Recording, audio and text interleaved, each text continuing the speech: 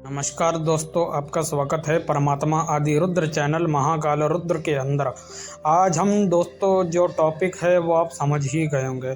तो दोस्तों, सनातन धर्म में प्रतिमा विग्रह का रहस्य क्या है, और बहुत लोग ये नहीं जानते हैं जो हम प्रतिमा विसर्जन करते हैं, जिनका पूजन करते हैं, उनका रहस्य क्या है, और जो मंदिर के अंदर प्रतिमा होती है उनका रहस्य क्या है। जो विग्रह हम घर के अंदर रखते हैं, प्रतिमा जो हम रखते हैं पीतल तांबा की, और इनका रहस्य क्या है। जो हम विग्रह स्टोन का रखते हैं, इनका रहस्य क्या है। और जो हम शालिग्राम का पूजन करते हैं, शिवलिंग का पूजन करते हैं, भगवती की पिंडी का पूजन करते हैं, इसका रहस्य क्या है, ये किसी को नहीं मालूम है।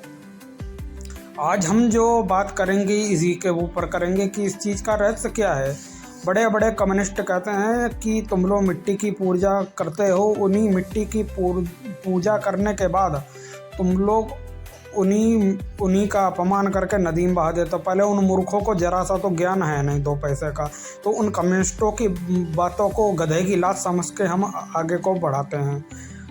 और आज हम इसी टॉपिक के ऊपर बात करने वाले हैं। तो दोस्तों, परमात्मा का साकार विग्रह जिसे हम भगवान कहते हैं, तो भगवान 5 फॉर्म में आते हैं पंच परमेश्वर रूप में, जिनके अवतार राम कृष्ण भुवनेश्वर षोडश भुवनेश्वरी महाकाली निकलते हैं। वो कौन है? ब्रह्मा विष्णु महेश, भगवती लक्ष्मी सरस्वती काली और गणेश। ये पंच परमेश्वर हैं। इन पंच परमेश्वर की हम पिंडियों की आराधना करते हैं, बाद में मूर्ति का हम आराधना करते हैं, यानी विग्रह का हम आराधना करते हैं। दोस्तों, पहले पिंडी नुमा विग्रह, भगवती का विग्रह पिंडी नुमा, भगवान शिव का विग्रह पिंडी नुमा शिवलिंग, भगवान विष्णु का विग्रह पिंडी नुमा शालिग्राम, और प्रतिमा जो होती है, विग्रह होता है, उसका पूजन करते हैं। जैसे आप स्क्रीन पर देख रहे हैं, इस प्रकार से हम लोग पूजा करते हैं। अब दोस्तों, इनका क्या लेन देना है कि हम लोग क्यों करते हैं। तो परमात्मा जब साकार रूप में आते हैं, पंच परमेश्वर रूप में आते हैं, ब्रह्मा विष्णु महेश भगवती और गणेश इस रूप में आते हैं, तो उनसे व्यवहार करने के लिए हम इन साकार स्वरूपों का आराधन करते हैं, यानी पंच परमेश्वर का हम आराधन करते हैं। ब्रह्मा विष्णु महेश भगवती गणेश लक्ष्मी सरस्वती काली और गणपति, और ब्रह्मा विष्णु महेश इनका हम पूजन करते हैं। और राम कृष्ण भगवान का हम पूजन करते हैं, इनके अवतारों का पूजन करते हैं। तो दोस्तों, ये प्रतिमा का रहस्य होता है। और पीतल तांबा स्टोन के प्रतिमा हम लोग क्यों बनाते हैं। तो दोस्तों, मंत्रों के प्रभाव से, भगवान के वैदिक मंत्रों के प्रभाव से प्रतिमा में अपने आप ऊर्जा समाहित हो जाती है। भगवान अपने आप विराजमान हो जाते हैं, पर ब्रह्म परमात्मा निवास करते हैं। तो हम लोग उन्हीं मंत्रों से परमात्मा का क्या करते हैं, आराधन करते हैं, और वो विग्रह जागृत हो जाते हैं भगवान के। अब आपके मन की मंशा है कि आपको कुछ आता जाता घोड़ा गधा ना हो, कि आपको विग्रहों के बारे में पता ना हो, भगवान की विग्रह पूजा क्यों है और विग्रह पूजा हम क्यों करते हैं मालूम ना हो, पर हगना जरूर है, क्योंकि मुंह में बवासीर है कुछ लोग के, उन्हें तो मालूम है ना कम्युनिस्टों को। तो वही बात है। और हमारे में भी हिंदू धर्म में, सनातन धर्म में बहुत लोग बेवकूफ़ हैं, जिन्हें नहीं पता है, मालूम नहीं है जिन्हें। तो दोस्तों, हम लोग इसलिए विग्रह की पूजा करते हैं। और ये विग्रह की पूजा ये मत सोचो कि भागवत में नहीं है, वेदों में नहीं है, पुराणों में नहीं है, किसी में नहीं है, ये मत सोचो। भागवत में भगवान श्री कृष्ण कह रहे हैं, जो मेरे पीतल तांबे स्वरूप का जो पूजन करता है, जो मेरे विग्रह का पूजन करता है, पीतल तांबे विग्रहों का जो मेरे पूजन करता है, शालिग्राम विग्रह का मेरे पूजन करता है, उसका कल्याण होता है। भगवान शिव कह रहे हैं, जो मेरी विग्रह और जो मेरी प्रतिमा नुमा का पूजन करता है, जो मेरी पिंडी का यानी जो मेरी शिवलिंग का और जो मेरी मूर्ति नुमा विग्रह का पूजन करता है, उस पे मैं सदा प्रसन्न रहता हूँ। भगवती कह रही हैं कि जो मेरे पिंडी नुमा विग्रह, जो मेरी मूर्ति नुमा विग्रह का पूजन करता है, उस पर मैं प्रसन्न रहती हूँ। देवी भागवत 6-8 श्लोक, भागवत 9-8 श्लोक, शिव पुराण 5, 6, 7, 8, 9 श्लोकों में, रुद्र संहिता, विश्वेश्वर संहिता। अब बुद्धि होने चाहिए समझने के लिए। बुद्धि घुटनों में होगी, समझ कहाँ से आएगा? बुद्धि घुटनों में होगी तो समझ कहाँ से आएगा भैया? क्या रहस्य है? क्या परमात्मा के विग्रह का रहस्य समझ में आएगा भी क्या? तो सबसे पहले तो जानना ही यही चाहिए कि पुराणों से ही हमें जानना चाहिए। अब वेद में भी आता है, वेद में एक श्लोक को बहुत लोग उठाते हैं, ना तस्य प्रतिमा अस्ति। अब इसका श्लोक का मतलब तो पता नहीं है, उस परमात्मा की कोई मूर्ति नहीं है, पर उनको इस श्लोक का अर्थ नहीं मालूम है कि इस श्लोक का अर्थ क्या है। इस श्लोक का अर्थ है वे परमात्मा निराकार है, और इसके आगे का श्लोक भूल गए हैं व्यक्ति चारों वेदों का एक श्लोक भूल गए हैं। ऋग्वेद में श्लोक आता है, परब्रह्मं चैव साकारं परमात्मदं भगवन् यस्य तथापियं पंचयस्य रूपाण धारणायव्यम्। अब वेदों में तो श्लोक आता है पंच भगवानों का, ब्रह्मा यश्च याता विष्णु तथा विष्णु यथा महेश्वराश्च स्त्री रूपाण प्रभु यत् परमत्वते वन रूप धारणाम। ओम महत्वमेतं लक्ष्मी यथा सरस्वती यथा च कालीं तदा यद्वं गणपति तथा वयं। ऋग्वेद 6-8, सामवेद 9-10, यजुर्वेद 15-16 श्लोकों में आता है। नहीं यकीन तो पढ़ के भी देख लेना जाकर, हम खुल्लम खुल्ला कहने वाले आदमी में से हैं, को जाकर पढ़कर भी देख लेना।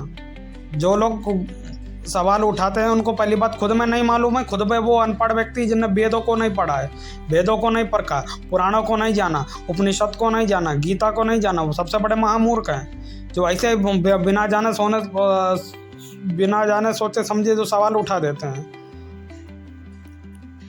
खुद की अंदर की बुरी गंदगी को भगवान शिव का अपमान करना, कहना कि ये तुम प्राइवेट पार्ट की है, ये इसकी योनि की पूजा करते, तुम्हें खुद में कुछ मालूम नहीं है। बहुत लोग कह देते हैं, अपने में भी लोग कह देते हैं पूजा कर रहा है। अरे शिवलिंग है क्या, पहले तो तुम्हें ये तक नहीं मालूम है। रुद्रम यस्य यथा प्रतीकं प्रभयद्वतेह परमात्मयं तथाप्य तथा मयद्वा यतात रुद्रः। प्रतीक है भगवान शिव का। जैसे हम लोग विग्रह का पूजन भी प्रतीक रूप में होता है, साक्षात नहीं। उसमें वेदों की मंत्र जो पढ़ते हैं, जो मंत्र का प्रभाव पड़ने से विग्रह चमक उठते हैं भगवान के, पर ब्रह्म परमात्मा के। इसी शंकराचार्य जी ने भी कही अपने भाष्य के अंदर, यताह परमत्वतं विग्रहाणं वेद मंत्र प्रधायति यस्याह विग्रहे महत्वं बतेदं वेदाम शक्तिं तमंत्र यद्वाम शक्तिं तथाप्यम। शंकराचार्य जी ने कहा कि वेदों की मंत्र की शक्ति से विग्रह चमक उठते हैं और उनमें पावर आ जाती है। तो ये सनातन का विज्ञान है, जिसमें परमात्मा अंश रूप में विग्रहों, परमात्मा का जो साकार रूप जो है, इसको हम भगवान कहते हैं। भगवान का अर्थ ये नहीं होता कि भा अर्थ भूमि, गा का अर्थ गगन, ना का अर्थ नीर, वा का अर्थ वायु। भगवान का मतलब नहीं है। बहुत लोग तुम्हें चूतिया बनाते हैं, हमारे हिंदू धर्म में बहुत लोग एक दूसरे को चूतिया बनाते हैं, ऐसा कुछ नहीं है। अब क्या मतलब है? भगवान का अर्थ है निराकार यस्य परमत्व साकार भगवंत यथाह। ऋग्वेद का 8वां मंडल कह रहा है, ऋग्वेद का 8वां मंडल, परमात्मा निराकार से साकार होते हैं, उसे भगवान कहा जाता है। भगवान का अर्थ ये नहीं होता है जो कथावाचक बताते हैं, ये सब बताते हैं, वो कुछ नहीं होता है। वो गगन आकाश वायु समीर ये कुछ नहीं होता है। ये तो भगवान के, परमात्मा के परिकर हैं। ये गगन वायु आकाश समीर तो भगवान के परिकर हैं जो धरती पर कार्य करते हैं। यदि कोई दुष्ट आफत मचाते हैं, भूकंप लाते हैं, सुनामी लाते हैं, तो भगवान के परिकर हैं। तो ये समझनी चाहिए हमें कि भगवान के विग्रह का अर्थ क्या है। बुद्धि के अंदर इतनी भगवान ने तभी मनुष्य को बुद्धि दी है समझने के लिए। तो मनुष्य होकर जानवर की बुद्धि तरह इस्तेमाल करो, तुम्हारी बुद्धि का फायदा क्या है? फायदा क्या है? खुद की बुद्धि मत लड़ाओ, यही तो है ना, खुद की बुद्धि नहीं लड़ाते। मनुष्य को भगवान ने बुद्धि इसलिए दी है क्योंकि बुद्धि का इस्तेमाल करे। बुद्धि तुम लोग बंद करे बैठे हो कलयुग के अंदर, तुम्हारी बुद्धि ही नहीं है, तुम्हारी बुद्धि ही तुम समाप्त करे बैठे हो। तुम्हें क्या पता चलेगा कि सनातन विज्ञान क्या है और विग्रहों का अर्थ आप वैसे जान गए हो। मैंने वेद पुराण शास्त्रों का प्रमाण इतना दे दिया, समझना आपको है, पढ़ना आपको है, जानना आपको है, मेरा बताना आपको है। आद्य गुरु शंकराचार्य जी ने साफ साफ प्रमाण दिया है, हमारे वैष्णव आचार्यों जी ने प्रमाण दिया है, हमारे शैव आचार्यों ने प्रमाण दिया, हमारे शाक्त आचार्यों ने प्रमाण दिया है। वैसे शाक्त आचार्य तो वैसे ही शैव वैष्णव शुरू से ही हैं, इसमें कोई संशय नहीं। वो और सबसे पहली बात, कुछ लोग कहते हैं कि परमात्मा स्त्री फॉर्म में भी आते हैं, इनको ये नहीं मालूम है। वेद सामवेद कह रहा है निराकार परब्रह्म चैवं भगवान यस्य साकार रूप धारणम यथा स्त्री यस्य रूपाण भगवन्त्वयातादि धारणा पुरुषो यस्यात रूपाण साकार चैवत रूपन धारणम यथाप्यंति तथा। स्त्री रूप पुरुष रूप में आते हैं परमात्मा, दोनों फॉर्म में आते हैं, इसमें कोई संशय नहीं। शंकराचार्य जी ने भी बात को कहा है अपने मंडल भाष्य के अंदर, उन्होंने कहा है मंडल परिकर भाष्य, जो उनका मेन भाष्य जो मिलता कहीं नहीं, दक्षिण भारत के ग्रंथों में आपको प्राप्त होगा, तो उसमें शंकराचार्य जी ने बोला है, उसमें आद्य गुरु शंकराचार्य जी ने कहा है बुद्धि तुम्हारी समझना, तुम बुद्धि लड़ाओगे नहीं, जानना तुम्हें है नहीं, तो विग्रहों का अर्थ जानोगे नहीं, बोलोगे अंट संट करोगे बकवास, फिर बेइज्जती करते घुमाते घूमते हो। एक ऐसे कम्युनिस्ट ने मुझसे प्रश्न पूछा, तो आज मेरा चैनल का वक्त था कि मैं आप जवाब मेरा देने का काम। तो सनातन धर्म के अंदर ये विग्रहों का रहस्य है, तो आपको जानना चाहिए। और विग्रह क्यों बनते हैं ये आपको पता चल गया। विग्रह का कारण क्या है कि परमात्मा जो निराकार से साकार होता है, उनसे व्यवहार करने के लिए उसमें वेद मंत्र डाले जाते हैं, वो विग्रह चमक उठते हैं, इस मारे हम उनका आराधन करते हैं।